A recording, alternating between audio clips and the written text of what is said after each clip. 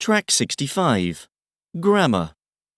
If you spend any time at all online, whether you're actually shopping or just looking for information about a new camera, listening to music or streaming videos, then you will almost certainly have noticed that, increasingly, the internet makes suggestions to you about books you might like to read next, films you might like to watch, or products you might want to buy.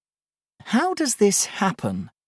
Well, it's just one example of how businesses are using something called big data to market themselves more efficiently.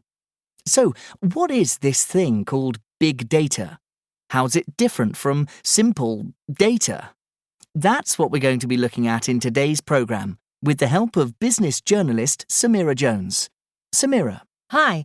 Well, essentially, big data is data that we can now access because of our digital world.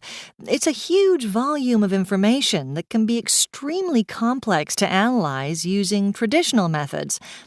To give a simple example, whereas traditionally a company had to design a market research survey and actually ask customers for responses, these days digital technology keeps track of all kinds of customer behavior, and in real time. And this information shows trends and changes in behavior that a company might not have thought about including in their market research. Basically, if traditional data gave enough information, big data wouldn't have become such an important marketing tool. So let's take the case of a particular toothpaste company that launched a new food line, which was a complete disaster. If they'd had access to big data, would they have marketed the product better? Is that the idea? Yes, in theory, that's one way big data could work. Or perhaps if they'd known more about the market, they wouldn't have made that particular product line. But it's not only in business that big data is useful. It has all kinds of implications. Take the area of health and disease, and one of the big health epidemics of recent times, bird flu. It would have affected many more people if the health authorities hadn't spotted certain trends in the way it was spreading. Even an illness as common as flu can show up quickly because people do online searches for flu medicines.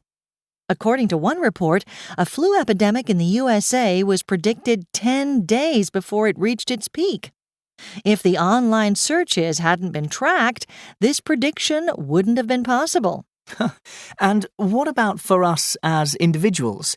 How can big data help us to make decisions in our daily lives? Well, there's an interesting example in Australia. Cycling is becoming more and more popular there, and a lot of cyclists use an app to track all of their journeys. This data provides a useful map of accident black spots, places where the most accidents happen. So you can change your route if you want to and avoid those spots. It works because so many cyclists downloaded the app.